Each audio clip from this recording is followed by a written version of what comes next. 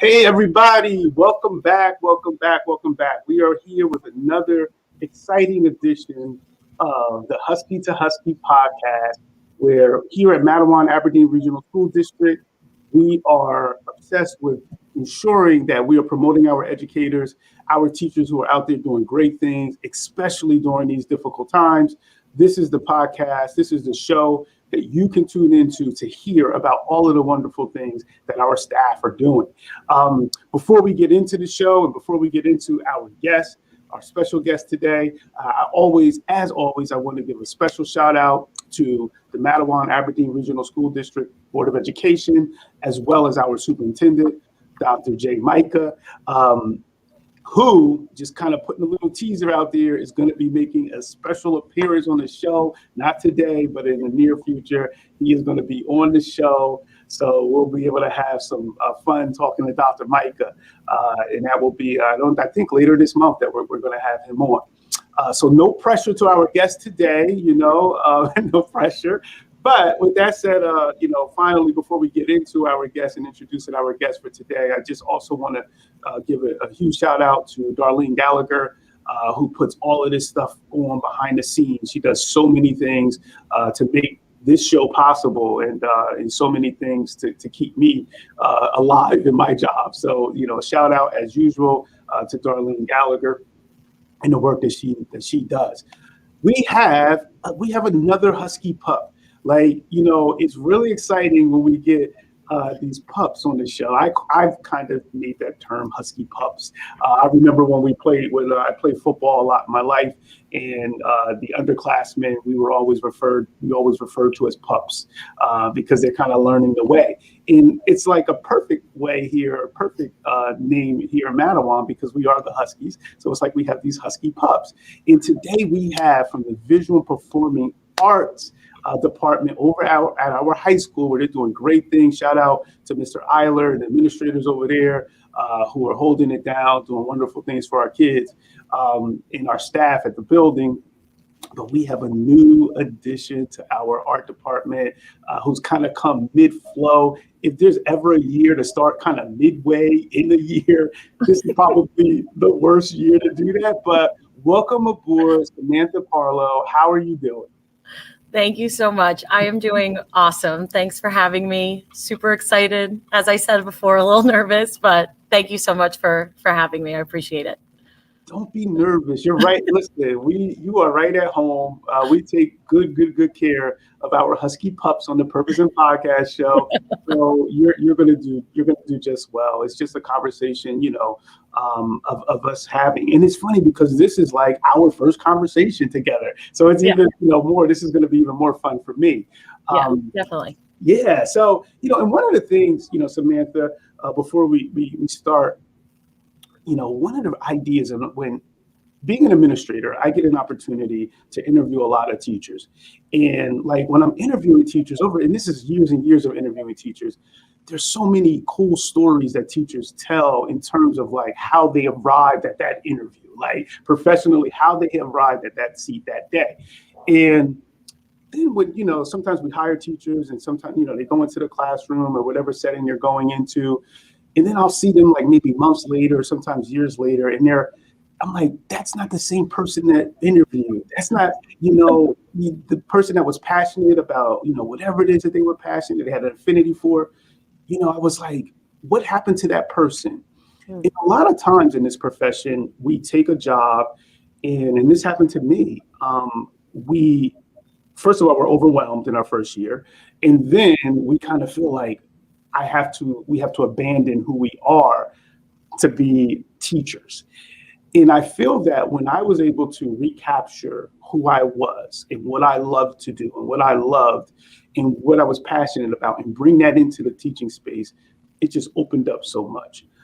So with that said, that's the reason I wanted to have this show, is to kind of hear more about those things that make us go, those things that make you go. And in doing that, what we like to do is we like to start by going back and hearing more about, how you grew up, where you grew up, what it was like, and even talking about, your experiences as a student, throughout elementary school, middle school, and high school. So if you don't mind, we call this segment the early years. If you don't mind, Sam, just taking us on a journey during your early years and growing up. Yeah, definitely. So I grew up in a really small town called Milltown in near New Brunswick. And it was about, I think, 1 square mile long. Everyone knew everyone. We walked to school. There were no buses or rode our bikes. I went to the park across the street all the time.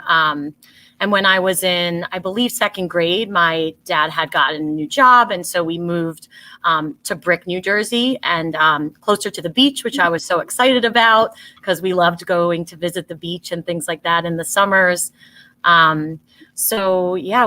moved to Brick. It was definitely a rough transition. I remember being a little bit insecure and not really knowing anyone my first day of 3rd grade. And I remember riding around the block one day and I accidentally fell off my bike in front of all of these new neighbors. And it was I was just so insecure, so embarrassed. But yeah, I went to Brick Township Elementary School. Pretty standard, typical school. I really enjoy going to school. I specifically really loved art. I remember my art teacher, shout out to Mrs. Roselli. Yes. I had in my K through 3 years, I had a really bad speech impediment. And so I felt not always successful in other classes, but in Miss Roselli's class, I remember feeling super successful and feeling so confident in her art class. And it was really there that kind of stemmed my interest in visual arts and, drawing and painting and things like that, even at such a young age. I was in Brick in elementary school and throughout middle school. I was a decent student. As I said, I like to impress my teachers. I was a little bit scared of my parents, so I wanted to make them proud. When you're thinking that stew, a successful student at elementary, middle school, and high school, fear of your parent, and then sprinkle in, you want to impress your teachers. That's a good combination to say, you know what, I'm going to do what I need to do. Yeah, definitely. So, and then during my middle school years, I was a big swimmer. I used to swim on a YMCA team. And one of my coaches was she was a high school teacher at a local Catholic high school. And she had really asked me, my 8th grade year, we really need a breaststroker. You're a good breaststroker. Would you like to go to Mondon? It was called Monsignor Donovan back then, but now it's called Donovan Catholic. And so I decided that I would go there because I really wanted to swim throughout my all 4 years. And I knew the coach and I did know some of the girls because I had swam with them already in middle school and elementary school. And so I ended up going to Mondon. Pretty typical. Once again, still a decent student. I was in the National Honor Society. I was in art club. I took a lot of art classes just because that was something I was really interested in. I really got into service work during that time because we're required to do a lot of service hours, but I got into a service class. So I did a lot of outside service hours during school hours and things like that. And that's, I think, really where I kind of told myself, well, I definitely love art. I definitely like helping people. And so what better place to do that than in schools? So it's the light went off with teaching. So if you don't mind, I want to back up just a little bit. Yeah. You talked about, and I've always seen art, as therapeutic. I've worked in some settings prior to being here where art therapy was a really, really big thing, a big part of what we did. And you talked about speech challenges, which you described as a speech impediment when you were younger that you had. If you don't mind just talking a little more specifically about like how aware of you were that as a child, and I'm saying that because I have a son who has speech challenges, and he receives services for speech, and I'm curious to know, and he's about the age where he started, the age that you kind of introduced it. I'm curious to know like how self-aware you were of that, and then really digging into how art helped you overcome that. Yeah, definitely. So I believe I was in first grade when I was, when the school contacted my mom and my dad, telling them, that there was some sort of delay there with certain letter sounds and certain words. And so I truly remember, I feel like in second grade, where I was really aware of it, because I was comparing the way I was talking to the way my peers were talking. And I noticed like my teachers and also my peers were very always asking me to repeat things. And so I was kind of aware, but I don't ever remember feeling like really insecure about it, or I don't remember any students, making fun of me or anything like that. I just thought it was like normal. I don't know. It was just how I spoke.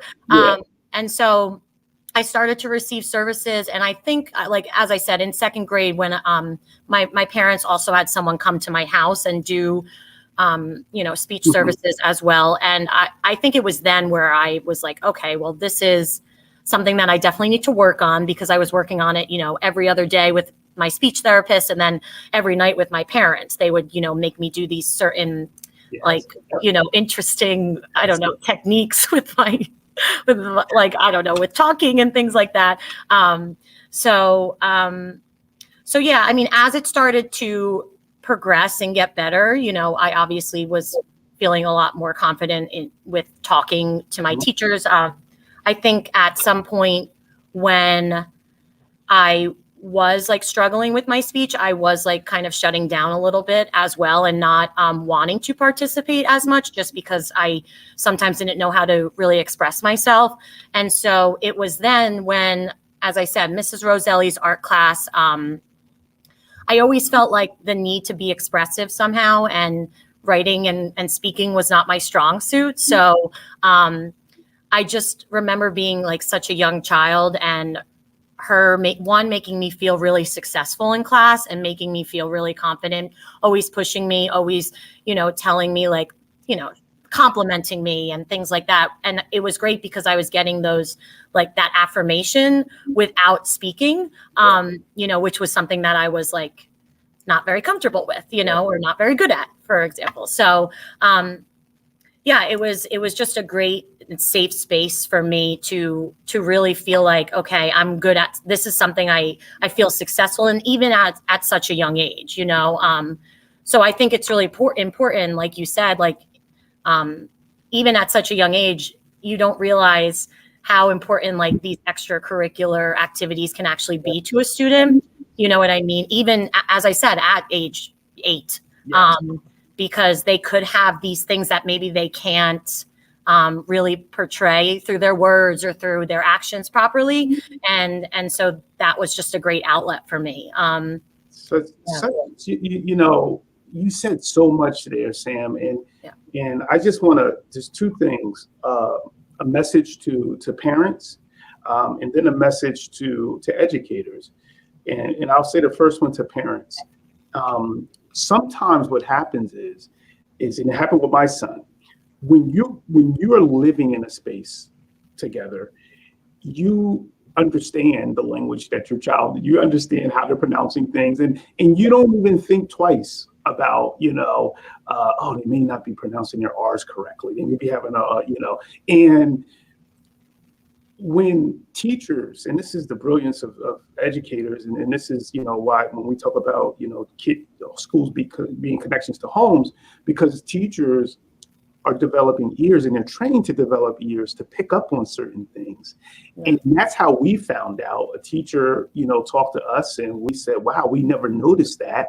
And then we started paying closer attention, and we were like, she's right, So that's one thing, so parents out there, if a teacher does say, hey, Have you ever, thought about speech, or did you ever wonder, or you ever think, oh, I have to ask such and such to John to repeat itself, Alfred to repeat itself, because we don't quite understand sometimes his pronunciation and the way he's enunciating words.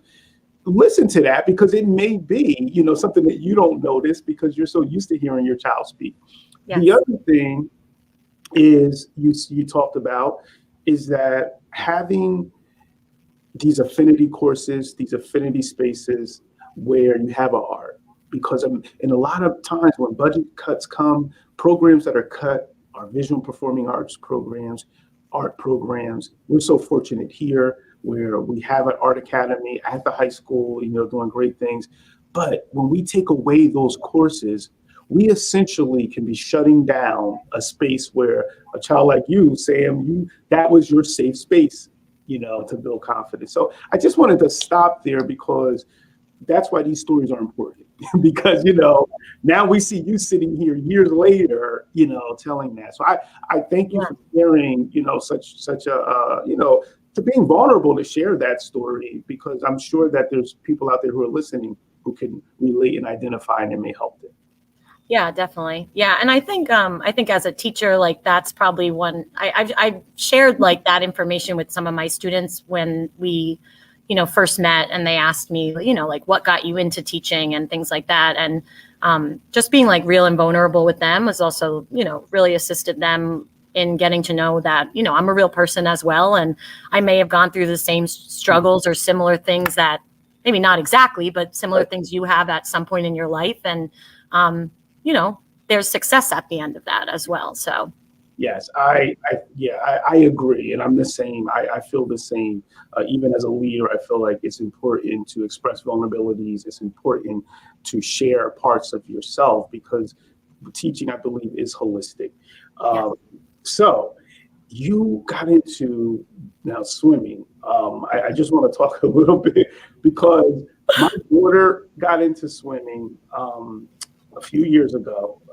She joined the team, and it's funny because she was going to be trying out for the YMCA team last year, but it was during this month, March, when everything shut down, and she couldn't do the tryouts for obvious reasons. But I just want to hear more about swimming, because you talk about learning to put time into something. I have found with her, swimming is like the time that goes into, so if you could just talk a little bit about that and how that might have prepared you for other things. Yes, definitely. I like it. It's so funny now that I think about it. In high school, I would sometimes dread going to swim practice, but now I really thank my parents and just the coaches that I worked with for pushing me to stay in it, because I think it's really helped me evolve and get these not amazing, but really good time management skills and things like that. And, I started swimming. My parents, when we moved to the beach, they made sure that me and my siblings, were up to speed on swimming and things like that. And so I started, I started enjoying it as a young child, and my parents were like, oh, well, it's a good aerobic sport, so why not give it a try in the summers, on a little swim team. So I did. Then I don't know what, it stuck. It was the only thing I did. The only thing I felt I was really good at, because land sports were not my thing. I wasn't very coordinated.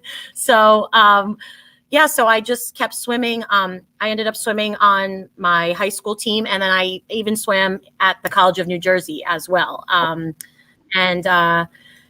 think, as I said, there are some days where, as you know, swimming, it takes a long time. There's a lot of time you have to dedicate to it. So practices were usually 2 hours long sometimes, and swim meets, our poor parents would sit there for 5 hours and only see us swim for 2 minutes. Like the ongoing joke. It's like you get 3, and when you're saying you're being nice, saying 5 hours, some of those things on the weekends, they can be forever.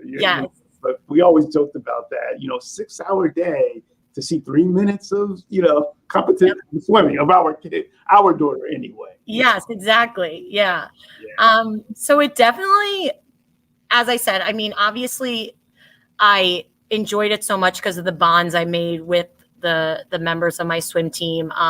But I really also think back, like, I'm turning 30 this year, and I think back about like what kind of made me who I am today, right? And I think swimming is one of those things because ever since when I was young, I knew I had swim practice at 5:00, so I had to come home, get all my homework done, eat my little snack if I needed to, get everything, all my ducks in line. And it really like helped me manage my time.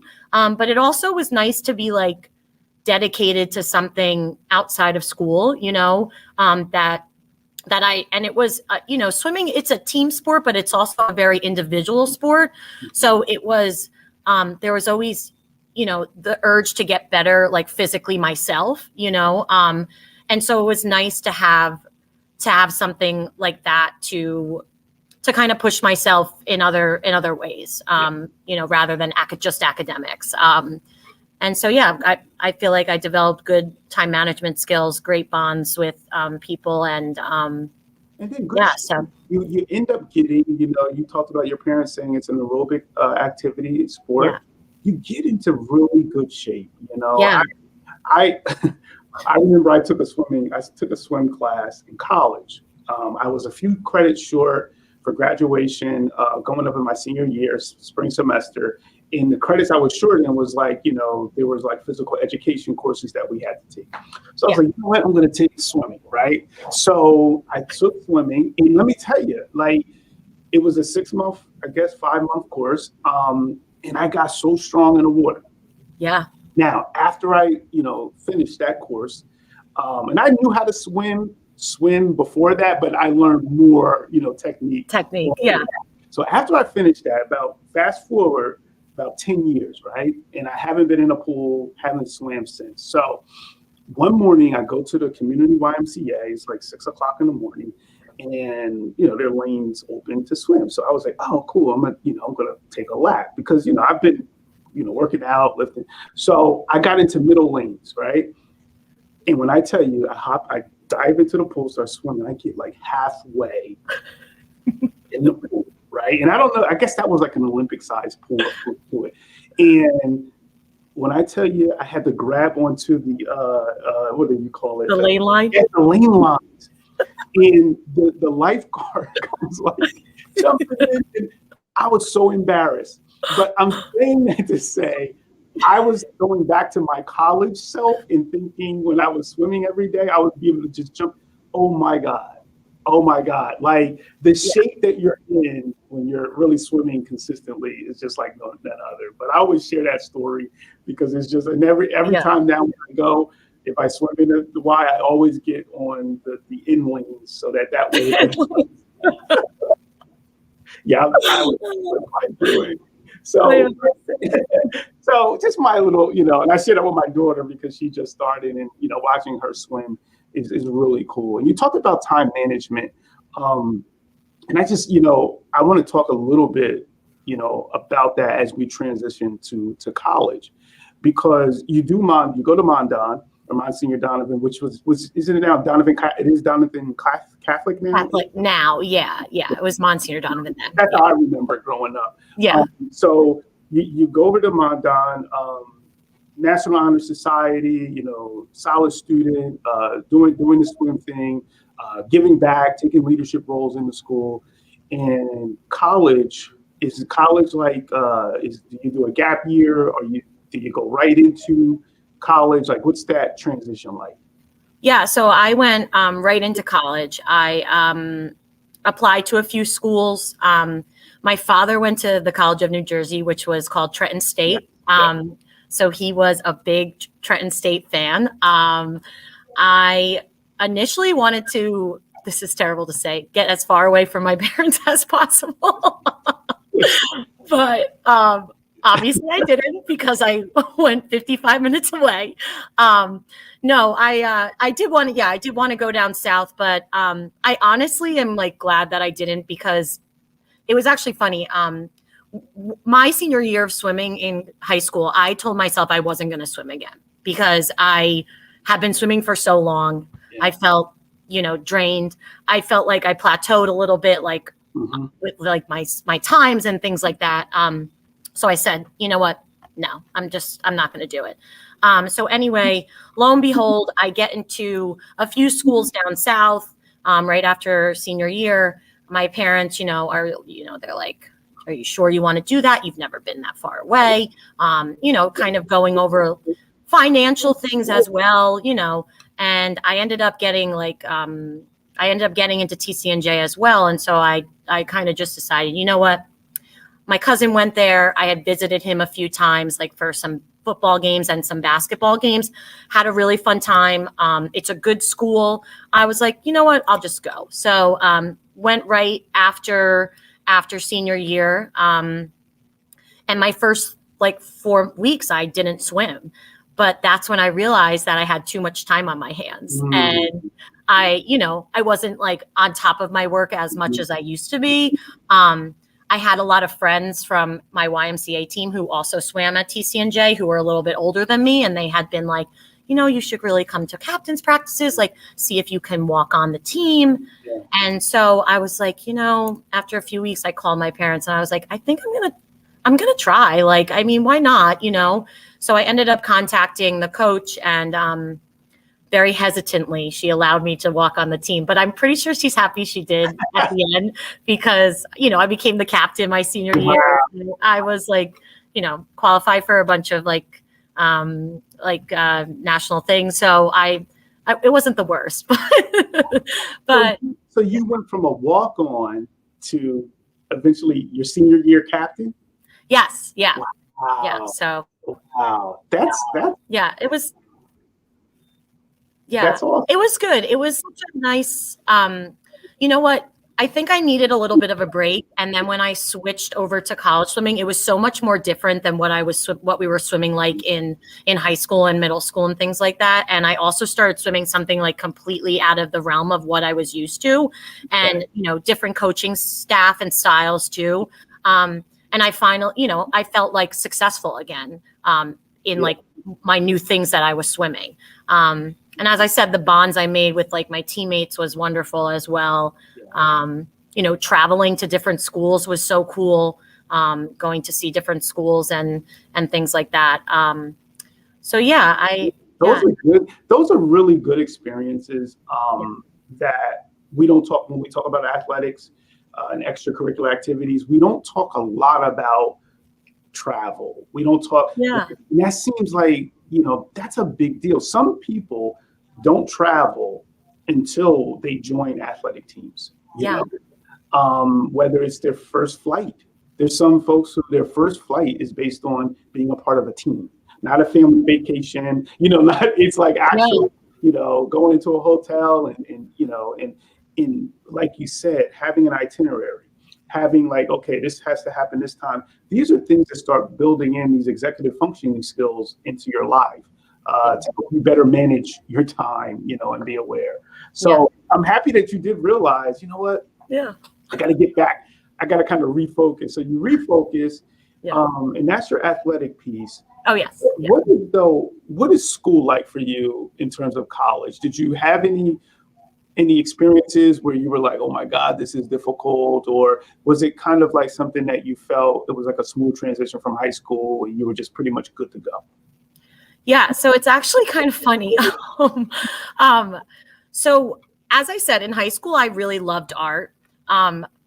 There were some parts of me that didn't know if art was something that I should do on my own time and not physically pursue as a career. And so I remember my senior year when we were filling out my forms for TCNJ, my dad was like, well, what's your major going to be? And I was like, well, I love art. And he was like, well, is that something that is just an art degree, something that is, what are you going to do with that? And so I was like, yeah. And there are so many successful artists and things like that. So I'm just saying, he's like, what are you going to do with that? And so I was like, okay, why don't I minor in art and do a business major? And so he was like, you sure? And I I was was like, yes. I'm like, yeah, that's good. Cause that's what my dad did. I'm trying to, he's got a good job. So I was like, all right. So I went my freshman year and I took 3 business classes my first semester, micro and macroeconomics. And I remember like 4 weeks into it, I had like a mental breakdown. I was like, what am I doing? This is not what I want to be.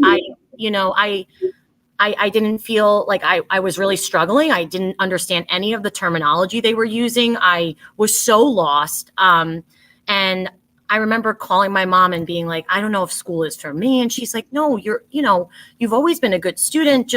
She was like, what about this art thing? Like, let's really dive into that, because you've always said you wanted to be a teacher or a therapist or something like that. Like, what can you do to get there? Because business is not the way, And so at that point, I decided like straight away, I was like, okay, let's see what can I do? I went to a advisor my 4th week into school, and I sat with her and we chatted for a really long time. And I told her, my aspiration was to either be some sort of art therapist or an art teacher, because that's where my passion lies. And so she had said, well, either way, you're going to have to major in art education and some sort of psychology background. And so then my second semester, that's when I started my art and psychology classes. And then it was much more smooth. I definitely, but the transition was tough. I mean, even being away from home, and as I said, I wasn't that far. I was 55 minutes. It was definitely a tough transition, but as I said, like joining the team, joining some extra like clubs, like service clubs and things like that, making friends, like made it a lot easier, but then also really enjoying the craft that I was studying, right? So that's where I felt like I started, to really enjoy school and finding out, okay, this is exactly where I want to be, because I enjoy doing this every single day. Because I don't think, business, I don't know if I would have enjoyed every single day. And it's cool though, Pam, that you had, because there's been so many like guests, we're up to episode 17 now. There's been so many guests who have said that they started in college on one, path, and then they changed that path. Yeah. And sometimes it takes a lot of courage to do that. Like because you may have in different situations, like for example, you say your dad was like a business guy, so you may feel a little pressure, like, oh, but dad did that, and I can follow his footsteps. So when you made that decision, it sounds like mom was like in your corner, like, listen, you're passionate about art. So that must have helped. Yeah, definitely. Yeah. Thank goodness for her, because, and I mean, even my dad was very, my dad's a very concrete person. So he's like, give me an answer. Tell me how you're going to do it, So I think, where my mom's more a bit like laxed, abstract, okay, we'll figure it out, kind of person. Well, so, yeah, I know. That's all it was, Yeah. And so, I think that when I came to him with an exact plan of action, like, okay, I'm majoring in this because these are my 2 like paths that I can go on after graduation. He obviously felt, he was always like in my corner and always supportive, but he felt like more comfortable with that, And so then from then on, I started taking art classes and psychology classes. I started student teaching. I did quite a bit of student teaching in Trenton, because TCNJ is right next to Trenton, obviously. And so that's where my passion for urban education came about. And that's why I was going to ask you. I don't know if you want me to talk about Teach for America a little bit. I don't know. I would love to hear, because, if you did the Teach for America, we would, definitely share those experiences. Yeah. Because, and it's so, one day, and I don't know if you've met Kristen Junkett. She's a middle school art teacher. Oh, okay. And I think that, I remember during an interview, and I'm not even going to give it away because she's going to be on the show soon. So I don't want to do that. But I think that you both should connect, because I think that you have a lot in common based on Oh, what you're sharing. So let's talk about that in terms of, you do the undergrad, so you did teach art education, right? You did yes. both. Now, your student teaching, you did in Trenton, which is a very challenging school district. And I've worked in that area in a private school. We had a lot of students who would come to us from the Trenton Public School. Can you talk to us a little bit about, what those experiences were like, and the rewards of those experiences of working there in urban education, as you described it? Yeah. So, as I said, my junior year, I started my student teaching. We did like a junior practicum experience where we were in the classroom 3 days a week, and then our senior year was when we did obviously the every day. But it was during that time I was at an elementary school, and in Trenton. It was a Title I school, so low income. I definitely it was an eye-opening experience for me. One, because obviously, I was never in a school that was a Title I school. Like, I didn't grow up in a Title I school. So going in there, I felt a little nervous, I guess, because one, I wanted to make sure that I was relatable to the students without seeming like I was trying too hard, if that makes sense. And yeah. And so I was a little bit nervous, obviously, but I worked with a lot of the fifth graders, and I worked with a lot of classes that were inclusion classes. So I had, a portion of my students had IEPs and a portion of my students did not. And I absolutely loved it. I mean, I just felt like the relationships were so important to make, and it was so easy for me to make them, even if I looked different than them or came from a different background than them. We shared commonalities and other interests and art and things like that.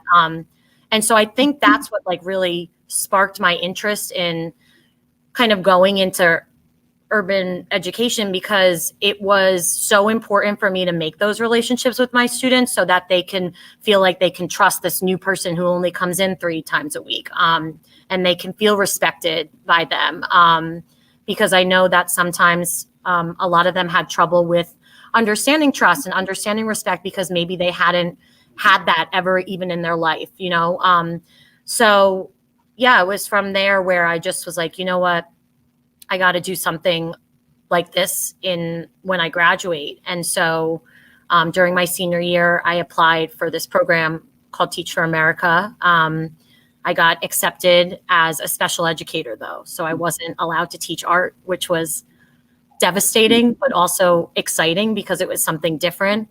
And so Teach for America's philosophy is essentially that one day all students, despite their location, despite their socioeconomic status, will receive an equal education compared to any other student, in a different zip code area code.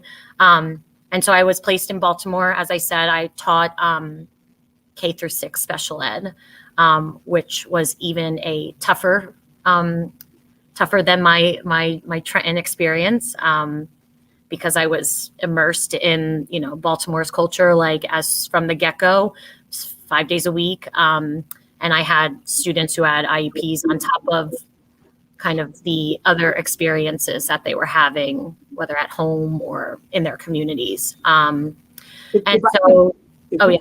for 1 second. Yeah. Am I talking too much? I'm sorry. No, but you know what you're doing is there's some things that I think are really important that you're saying, and I don't want to speed through them. Okay, good. Sorry. You talked about being yourself, your authentic self, and building relationships. And, sometimes, like you described as an urban area, and you go into this setting and you're looking and you may see Black and brown students in this setting. And that may be something that you weren't used to, as you described. With Mandan, it wasn't a Title I school. So it was more of affluent students who were going there. And with different experiences, but you go there. And I think sometimes the first thing that we can do sometimes, and I'm generalizing here in those situations, is we can feel sorry and lower expectations. and we can feel that maybe I have to be something other than myself so that the kids will respect and appreciate me. Yeah. Did you, going in there, did you know immediately going into Trenton Public Schools, then going into, well, Baltimore, you learn probably from Trenton, you know, but going into Trenton Public, did you feel like, you know what, did you have to grow to understand, like, I just need to be myself? Or did you just go in knowing that that's what I'm going to bring here and build these relationships? Yeah, I think honestly, I knew from the get-go. I'm a pretty like sarcastic. I like jokes, and I like, you know, I'm not always serious at all times. And so I think, you know, that could sometimes read well to any audience. And so I think when I walked in, I was like, you know what, I'm just going to be myself. I'm going to share, as we talked about before, share like vulnerabilities or share things that, you know, that are about, you know, about my life that, yeah, may not be exactly the same, but there's some like similarities there. And just, yeah, being my most authentic self as soon as I got in there was why I felt so successful in that situation. And I think my students realized that, like, oh, this person, you know, isn't like trying to fake it to make it or something. Yeah. They're just being like their silly, funny self that they're like with their family and friends, you know, but they're teaching us about art, you know? And I feel like, yeah, they read that better than if I were to try to be something that I, you know. Because they would read that too. And then they would just kind of put you, and that's anywhere though. Yeah, anywhere, exactly. You know, and that's why I wanted to stop and say that. Yeah. Because sometimes, you know, we think that when we go into situations, we automatically have to kind of like assimilate and become the thing, even if, you know, like, but if you bring your authentic self into authentic spaces, that usually bodes well for everyone. You know, like, so that there's no trickery going on. There's no like, well, you said you were this person, but now you're, you know. So I wanted to go there because sometimes teachers can have a thought that if they're working with students who, you know, maybe growing up in areas that are unfortunately poverty stricken, maybe high traumatic and trauma experienced students, maybe Black and brown students of low income, like all of those things. Doesn't mean that, like you said, they don't want to learn about art and the history of art, like, you know, and they don't want to learn, you know, about you and maybe some of the corny things that you do and some of, you know what I mean? Like, just be that person, you know? You know, so I just wanted to take time to say that, and I'm happy that you shared that.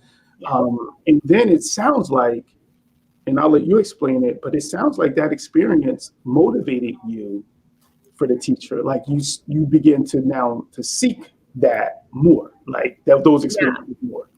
Yeah, and I hope this doesn't come off like the wrong way. It wasn't that I couldn't get those experiences in, you know, in other places. I just felt, I don't know, I just felt like, not that my experiences were more impactful, but I felt like I was making even the smallest difference.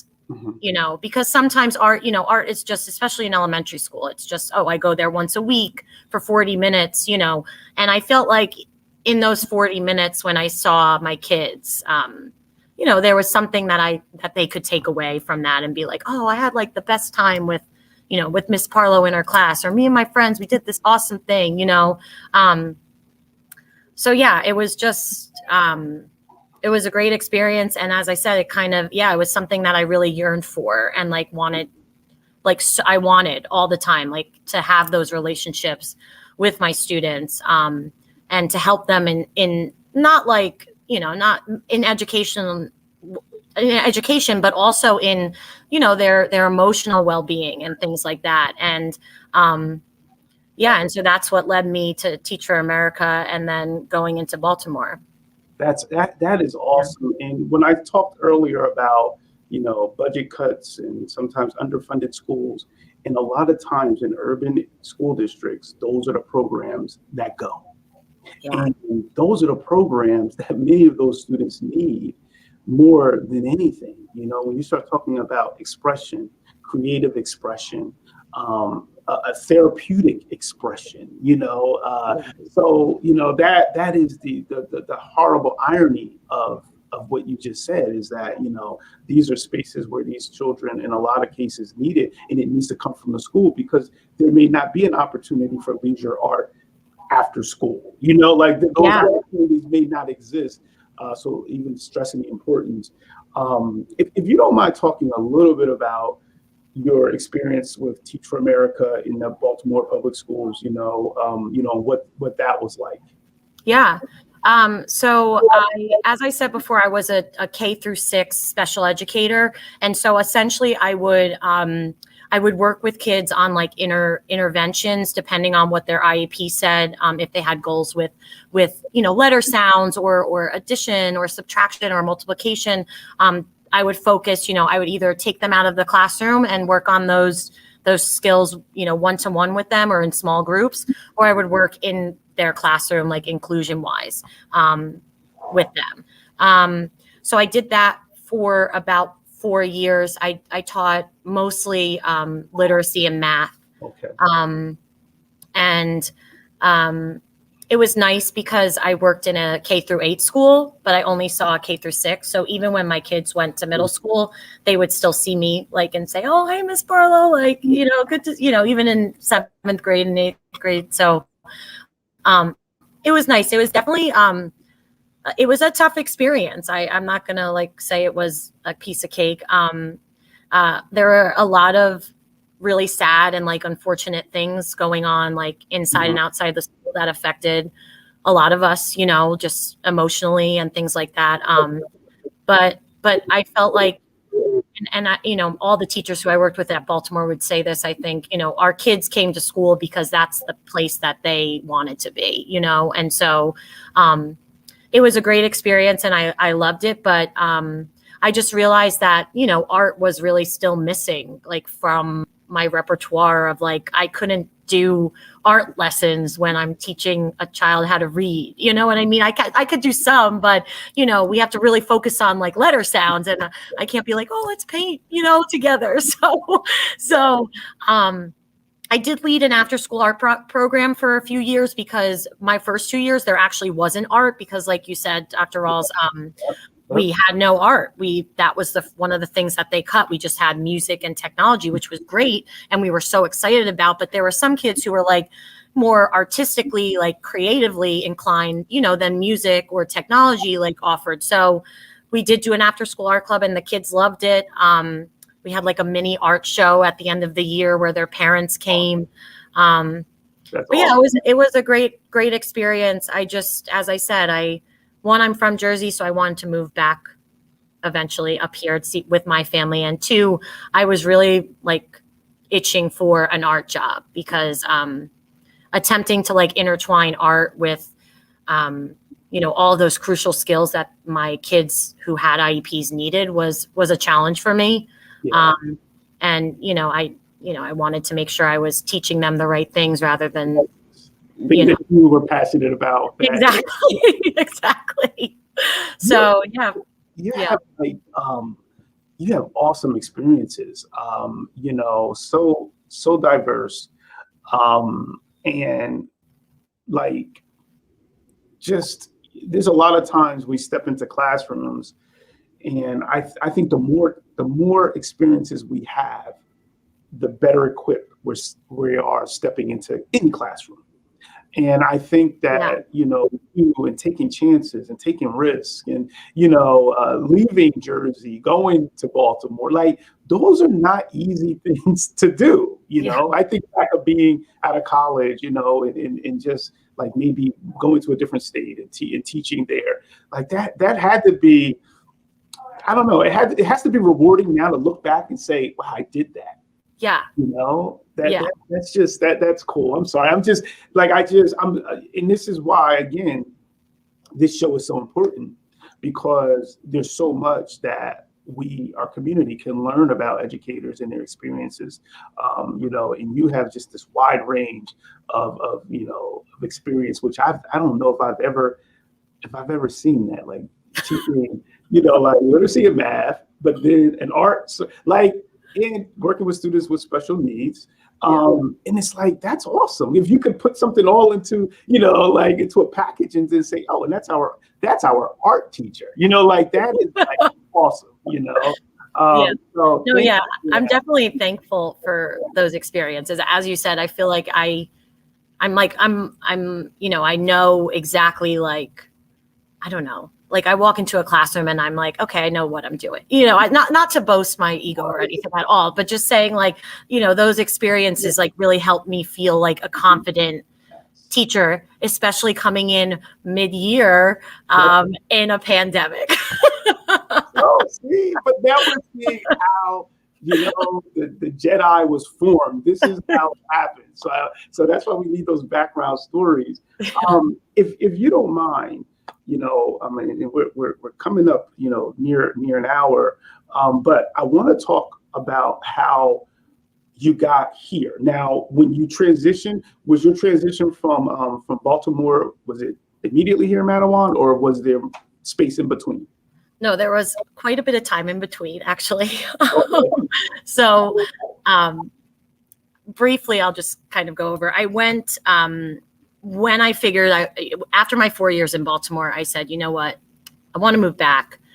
I really want to try to teach art. Unfortunately, I couldn't find an art job. I was like looking very late. I was looking in June, and obviously a lot of the jobs posted in April, and I was kind of late to the game. And so I ended up finding another special ed job up in Northern Jersey. So I did that for a year, but I told myself, I was like, okay, this is it. Like, I'm going to do my best. I'm going to teach my butt off, but I'm really going to get really down and really try to find an art job. So during that April, so this was about 3 years ago, I applied for a job in Hamilton, New Jersey. Okay.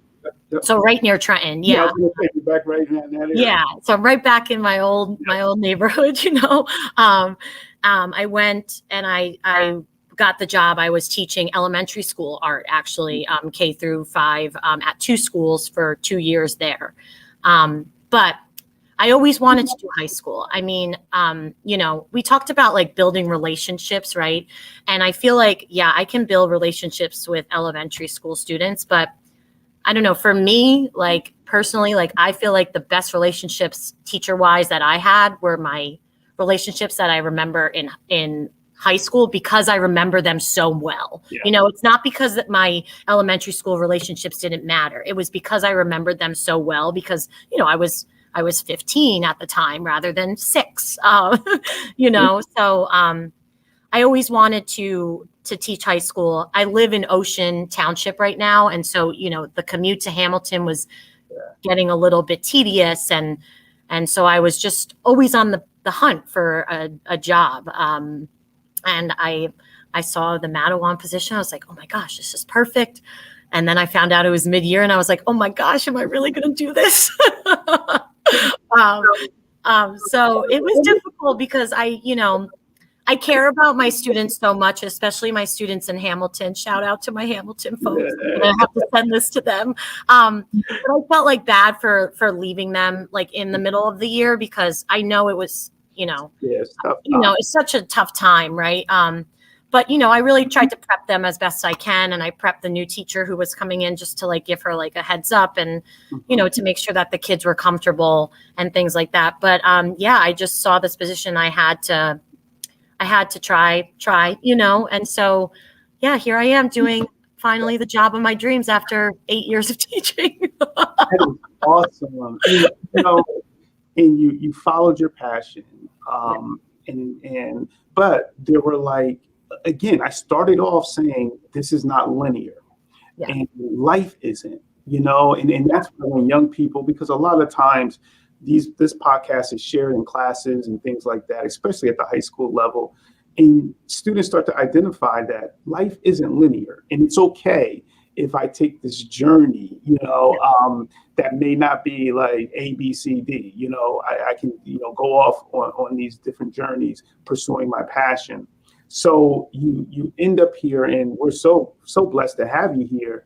And you get to join a great art team, at the high school, which I'm sure you've learned already. The folks that we have here, our art teachers from elementary on up are great. Awesome. But you're working with the team over at the high school, so I'm sure that's been some pretty cool stuff, and meeting those folks up there who are just awesome and so passionate about the Arts Academy up there. So I'm sure that's been a cool experience for you. Yeah, I think that's been awesome. I've never had like a fellow art teacher to work with in a school, so it's like insane. I have 3 now, and I'm so blessed to work with them. They're all incredible. So I love them. Yeah. Yeah. So Sam, you've shared so much with us, and it's just been a great show and a great learning experience, What I always like to ask the guests, in our community, they're used to hearing now, if you had an opportunity to go back to your high school self, what advice would you give your high school self, and why? Okay, yeah. Kind of going off with what you said about the whole, I guess, linear life isn't that. I would probably tell myself to, be okay with things that don't turn out the way you plan, or be comfortable with failures or road bumps. Because I feel like I was super narrow-minded when I was younger. And if my plan didn't go, according to the plan, then I would really lose it, really get in my head and things like that. And so I feel like, I think enjoy road bumps, learn from them, get motivated and determined by them, and really appreciate them, because they can really assist you in later life experiences. That's great advice. Yeah.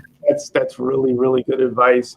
That's some advice I could have used when I was in high school. So thank you for sharing that. And I think your story, it encompasses just that. Your story really, really does encompass that. You know what? I'm going to ask you one more question. Okay. In terms of, and this is another one, because I talked about art therapy and release, and some the mode we're in right now. There's so much stress, right? Yeah. So I always like to ask folks and educators, what do you do to balance yourself? What do you do to kind of find an escape from stress, because I'm always curious, because I think the more ideas we put out there into the universe, other people may say, oh, that's a good idea. I never thought about, about that, So is there anything, when you find some spare time, hobbies that you may enjoy and things like that? Yeah. So there are a few I have, but I picked up surfing in the last 3 years. And so I've been winter surfing now. So I got, a 5'4" wetsuit and booties and gloves. And we've been doing that, my friends and I, and we've been doing that quite often recently. And I don't know. I've been a water person, as you can imagine, for my entire life. So being in the ocean in the winter now is I don't know, such a weird stress reliever for me. And it's so exciting, and just so I don't know, I go with a group of friends, and, I don't know, that's been a passion of mine recently. But I love to make punny cards. That's my big thing, greeting cards. Yeah. Really? That's cool. That's the thing I like to do. And I'll send anyone a card for any reason. Wow. That's awesome. On top of the painting and the drawing myself, you know what I mean? But those are my 2 things that I thoroughly enjoy doing. Yeah. That's awesome. 2 cool things. And, a friend of mine, we worked together. He was a vice principal when I was a principal in the building, and we developed a great relationship, Brian Dorgan, and he's a surfer. And he would, we would get in at 7:30 in the morning, and I would say, hey, how was your morning? oh man, the waves were great. I was like, you were like, because he would like 5 o'clock, 6 o'clock in the morning, he's, Yeah. you know, Yeah. and we were in Long Branch, so it was a very, you know, we were maybe 5 minutes from the beach at the time, you know, and he would get dressed and come into the school. But he said, what you said is like, he was like, he was like, you would not believe, Elford, how therapeutic it is. Yeah. You know, even in the cold, even in the freezing cold, of how therapeutic, you know, it is to be out there on the board, you know, in the ocean. So I get what you're, you know, when you said that, I can get it. And then when you're up with your buddies, it's a cool thing. Yeah, definitely. Cool. Yeah. So thank you so much, Sam. We are so thankful that you joined the show. You know, you haven't even been here long, and like, you know, you came on, which is perfect though, because it's an opportunity to introduce you to the community. You know, so that's even better, you know, so we appreciate it, and we've learned so much during today. So I really appreciate you coming on the show and taking your time, you know, to be with us. Oh my gosh, I really appreciate you. Yeah, thank you. This was perfect. You know, as I said, I came in the middle of the year, and it was so nice to obviously meet you, but then also share just a little bit about me, so that, you know, people start to know who I am and things like that. So I really do appreciate it. Thank you so much, Dr. Rawls. Thank you. And your job now, because I always give I'm going to give a job to you. Anyone who comes into the show next, I have 2 jobs for you, and I'm gonna now that I think I've had, this will be the 3rd art person, I believe, the 3rd art teacher that we've had, or maybe, I think it's the 3rd. I believe it's the 3rd. So you have 2 jobs, and I'm going to say the first is you're an ambassador. Everyone's an ambassador, right? Yeah. So you got to talk it up and get other folks over at the high school to get onto the show who haven't been onto the show.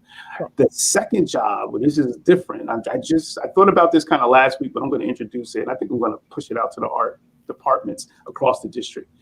We need Husky to Husky merchandise. So I'm thinking that even if we get students involved in some kind of like art contest to create